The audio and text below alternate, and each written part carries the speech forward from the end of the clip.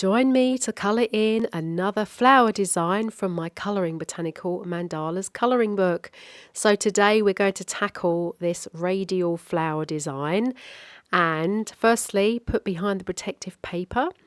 And I thought I'd use my swatch card to help me choose today, so I'm going to choose quite a lot of colours.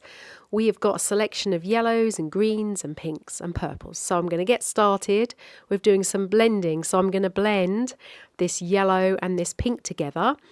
And then I'm going to have a go at blending some of the other colours as well. So this green blends so well together and I'm loving this look. So I'm going to be using this a lot more in my designs. Then I'm just going to work my way around this lovely botanical mandala and just colour in all the different areas. So I've decided to colour this bigger flower in like this purple and this hot pink. And then I'm using my two green tones around all of the lovely foliage, and then I've got the two-tone yellow and pink going on as well, which actually is like a little freesia design which we were colouring in yesterday. So I am just loving blending these alcohol markers together.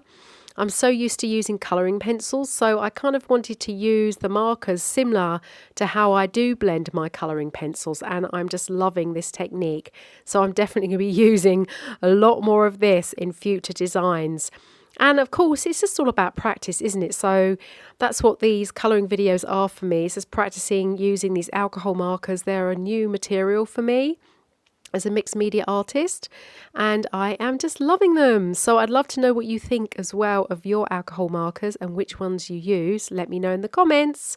So here's the finished design. I love using the white paint pen as well just to finish the design off. Let me know what you think.